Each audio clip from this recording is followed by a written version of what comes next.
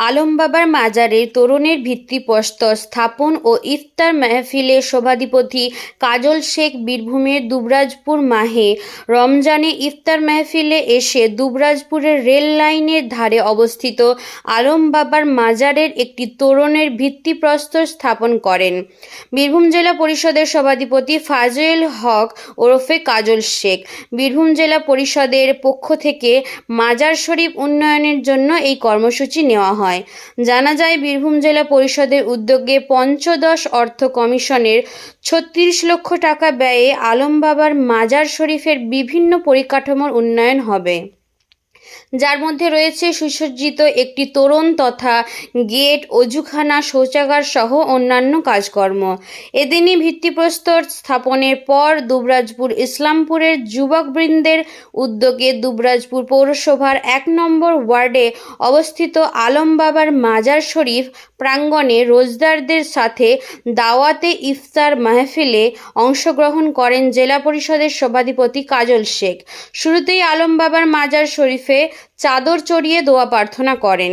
তিনি ছাড়াও এদিন উপস্থিত ছিলেন বীরভূম জেলা পরিষদের খাদ্য কর্মাধ্যক্ষ অরুণ চক্রবর্তী, জেলা পরিষদের সদস্যা মর্জিনা বিবি, মুনমুন ঘোষ, দুবরাজপুর পৌরসভার পৌরপ্রধান পীযূষ পাণ্ডে, উপপৌরপ্রধান মির্জা শওকত আলী, দুবরাজপুর পঞ্চায়েত সমিতির বন ও ভূমি কর্মাধ্যক্ষ রফিউল হোসেন খান, কাউন্সিলর শেখ নাজির উদ্দিন, সনাতন পাল, বনমালী ঘোষ সহ আরও অনেকে। সাংবাদিকদের মুখোমুখি হয়ে তিনি জানান, রাজ্যের মুখ্যমন্ত্রী মমতা বন্দ্যোপাধ্যায়, যিনি পিছিয়ে পড়া বাংলাকে এগিয়ে নিয়ে গেছেন এবং সকল সম্প্রদায়ের মানুষজনকে একসাথে এক ছাতার তলায় নিয়ে চলার প্রয়াস চালিয়ে যাচ্ছেন, তাই তার দীর্ঘায়ু এবং সুস্থতার মঙ্গল কামনা করা হয়। পাশাপাশি যুবনেতা অভিষেক ব্যানার্জির জন্য দোয়া প্রার্থনা ও তথা মঙ্গল কামনা করা হয়।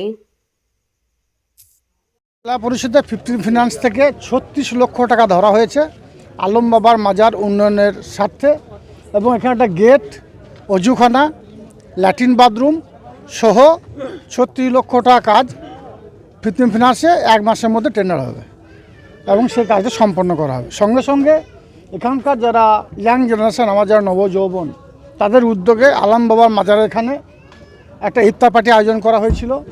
আমাদের মিউনিসিপ্যালিটির চেয়ারম্যান সাহেব আছেন, ভাইস চেয়ারম্যান সাহেব আছেন, সকল কাউন্সিলরগণ এবং এখানকার আমাদের রাফিউল ভাই থেকে শুরু করে জেলা পরিষদের সকল সদস্য সকলে আমি উপস্থিত ছিলাম। প্রায় 1 থেকে 1,500 মানুষের একটা ইফতার পার্টি আয়োজন করা ছিল। সেই ইফতার পার্টিতে আমরা ইফতার করলাম।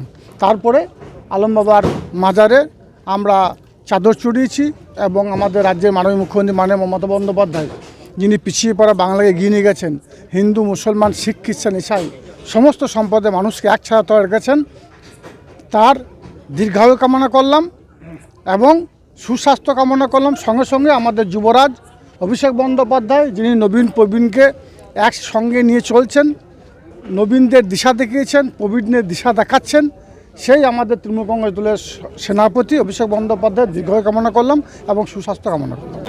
রমজান মাসে এখানকার যারা বাসিন্দা আছে সকলে সুবুদ্ধি সম্পন্ন মানুষ, রাজনীতি সচেতন মানুষ। এখানকার মানুষকে এটাই বলবো, 26শে নির্বাচন আসন্ন। 26শে নির্বাচন, যখন কোনো নির্বাচনের ঘণ্টা বাজে, তখন রাজ্যের বাইরে থেকে পরিযায়ী পাখির মতো অনেক নেতামন্ত্রী আসবে, অর্থের প্রলোভন দেখিয়ে জাতি মধ্যে, আমাদের ধর্মের মধ্যে বিভাজন সৃষ্টি করে হিন্দু মুসলমানের মধ্যে বিভেদ সৃষ্টি করতে চাইবে। সেই মানুষগুলো থেকে দূরে থাকার চেষ্টা করবেন। 26শে নির্বাচনে আমাদের মুখ্যমন্ত্রী মাননীয় মমতা বন্দ্যোপাধ্যায়, তিনি যে বাংলাকে দিশা দেখেছেন, উন্নয়নের পথে হাঁটছেন, সেই উন্নয়নের যজ্ঞে সামিল হওয়ার জন্য সকলকে আমি আবেদন জানাবো।